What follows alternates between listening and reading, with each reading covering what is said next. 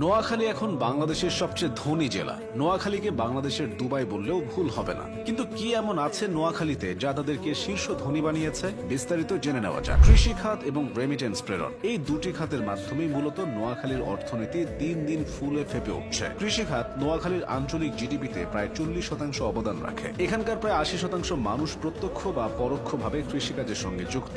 এর মধ্যে মাছ চাষ ও মাছ আহরণের সাথে জড়িত মানুষের সংখ্যা অনেক। নিম্নভূমি ও নদী বিধৌত এই অঞ্চলে কখনো মাছের অভাব হয় না। এই খাতের সঙ্গে সংশ্লিষ্ট নৌকা নির্মাণ, মেরামত, মাছ ধরার সরঞ্জাম প্রস্তুতকরণ, শুটকি উৎপাদন এবং জাল মেরামতের মতো কাজ নোয়াখালীর বহু মানুষের জীবিকার উৎস। কৃষি খাতে ফসল উৎপাদন বছরে একবার হলেও শীত মৌসুমে নোয়াখালীর দক্ষিণাঞ্চলের বিস্তীর্ণ চরভূমিতে নানা ধরনের শাকসবজি ও ফসলের চাষ হয়। এছাড়া চরাঞ্চল ও দ্বীপগুলোতে গবাদি পশু যেমন গরু, মহিষ, ছাগল, ভেড়া পালনও ব্যাপক লাভজনক। প্রবাসী আয় যে কোনো এলাকার আর্থসামাজিক উন্নয়নে বড় ভূমিকা রাখে। নোয়াখালী এই সুবিধাটা খুব ভালোভাবে নিয়েছে। বিদেশে যেতে হলে উল্লেখযোগ্য পরিমাণ অর্থ বিনিয়োগ করতে হয়। নোয়াখালীর মানুষ যত সহজে বিদেশে যাওয়ার জন্য অর্থ জোগাড় করতে পারেন, অন্য জেলার মানুষের পক্ষে তা জোগাড় করা কষ্টসাধ্য। কর্মসংস্থানের সন্ধানে নোয়াখালীর বিপুল সংখ্যক মানুষ মধ্যপ্রাচ্য, ইউরোপ ও অন্যান্য দেশে অভিবাসী হচ্ছেন। বিদেশে কর্মরত নোয়াখালীবাসীর পাঠানো রেমিটেন্স বাংলাদেশের অর্থনীতিতে ফুয়েল হিসেবে কাজ করছে।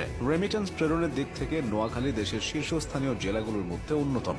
নোয়াখালীতে শিল্প কারখানা তেমন বিকশিত না হলেও এই জেলার বহু কৃতি সন্তান জাতীয় পর্যায়ে প্রতিষ্ঠিত শিল্পপতি ও ব্যবসায়ী হিসেবে স্বীকৃত। তারা দেশের বিভিন্ন অঞ্চলে বৃহৎ শিল্প বাণিজ্য গড়ে তুলেছেন। এখানকার বিখ্যাত শিল্পপতিদের মধ্যে রয়েছেন পার্টেক্স গ্রুপের চেয়ারম্যান জনাব এম এ হাশেম, যিনি বনানীতে অবস্থিত তার গ্রুপের মাধ্যমে প্লাস্টিক, ফার্মাসিউটিক্যালস এবং পাট শিল্পে দেশে বিদেশে সুনাম কুড়িয়েছেন। একইভাবে বেঙ্গল গ্রুপের চেয়ারম্যান জনাব মোর্শেদ এমপি এবং গ্লোব গ্রুপের চেয়ারম্যান জনাব হারুনুর রশিদ নোয়াখালীর কৃতি সন্তান। এছাড়াও ফার্মাসিউটিক্যালস খাতে সানম্যান গ্রুপের চেয়ারম্যান অবসরপ্রাপ্ত মেজর আব্দুল মান্নান, ইন্ট্রোম্যাক্স গ্রুপের এমডি জনাব এটিএম এনায়েতুল্লাহ এবং আজিম গ্রুপের প্রতিষ্ঠাতা জনাব ফজলে আজিমের মতো ব্যক্তিত্বরা নোয়াখালীর নাম উজ্জ্বল করেছেন। এই জেলার এই শিল্পপতিরা শুধু নোয়াখালীর উন্নয়ন নয়, গোটা দেশের উন্নয়নে ভূমিকা রাখছেন। বর্তমানে নোয়াখালী যতটা উন্নত তার চেয়ে দ্বিগুণ উন্নত হওয়ার সুযোগ তাদের রয়েছে। এই অঞ্চলে জমির দাম ক্রমাগত বৃদ্ধির প্রবণতাকে কাজে লাগিয়ে পরিকল্পিত আবাসন, বাণিজ্যিক জোন এবং পর্যটন বান্ধব অবকাঠামো গড়ে তোলা যেতে পারে।